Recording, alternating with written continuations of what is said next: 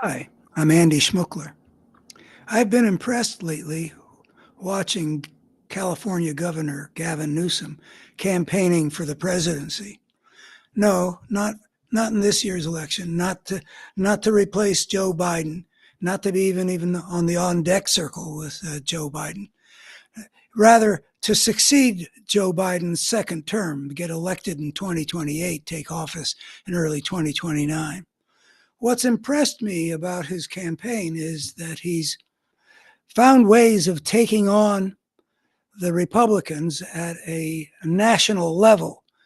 He's the governor of California, um, and he makes gestures in terms of this is what he might do as governor of California, like he's taking on the issue of abortion in his neighboring state of Arizona because some of the spillover is going to go into California. But I don't buy that. That's really what's on his mind. What he's done that has impressed me. First of all, when it looked like Ron DeSantis was a major Republican figure before DeSantis showed himself to be one of the worst candidates ever in his presidential campaign. Gavin challenged Newsom.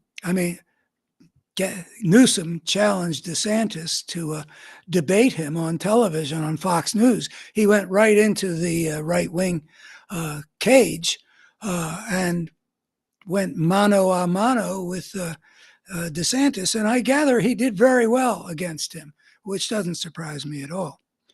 But the fact is that he was willing to fight, eager to fight, and regarded taking on one of the opponent's major figures on their home field to do battle, I think is a very strong statement from a Democrat, where we've really not had that kind of a leadership. Who knows what the situation will be in 2028? But my guess is that we will still be battling the forces of fascism. And I have felt since 2004 that the Democrats have suffered from the lack of that kind of pugilistic, combative willingness to take on the fight that Gavin Newsom displayed when he went on to Fox News to debate DeSantis. More recently, he's been doing some videoing or ads or something. I don't have a clear picture, but he's gone to Alabama to be filmed taking on this IVF thing that the Alabama Supreme Court did. He has identified evidently abortion and other reproductive rights, and from there into other rights still, as something to take the battle to the American people. Even now, he's acting like a national figure, which is helpful to the current Biden ticket because he's effective. Newsom is effective, but it also establishes him before anybody else is wandering onto the field of battle for the 2028 Democratic nomination. He's establishing himself as a guy who's a fighter and a guy who has got a strategic sense of where on the battlefield to engage the enemy. Also been not particularly evident on the liberal Democratic side for years and years. FDR had it. Who else has had it? Well, I don't know. Not recently.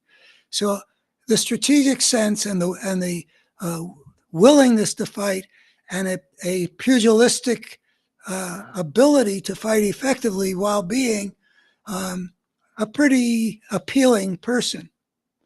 Now, I have my familiarity with Gavin Newsom was mostly the result of reading some stuff from a few years ago. My impression was he's very smart and he's on the right side of most issues, from my point of view. But I didn't get the impression that he was a man with a deep and rich and wonderful soul. But a lot of political leaders who have left a positive mark on history haven't been that kind of real human being. And he seems human enough to be an effective political leader. He is able to give voice to important values without seeming like he's just mouthing the words. Don't feel it goes all the way deep down to a profound moral and spiritual core. But if he's got the virtues that I think he's got, I will be happy to see the Democrats nominate such a person. This is barring that we discover other things in the meanwhile that we do.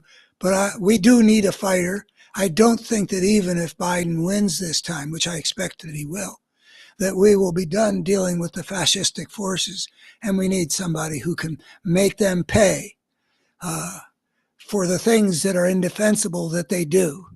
And not, as the Democrats have so often done over the last 20 and 30 years, look the other way, or even not make a fight when something that is destructive of the values they are supposed to be defending is done by the other side. So a good fighter with a good strategic sense goes a long way to giving me the kind of candidate I want. That's about it for this particular topic. I'll be back on Thursday to be doing a live stream, and I'll be putting out a list of topics that I'll have on my mind to discuss. Thank you. Bye-bye.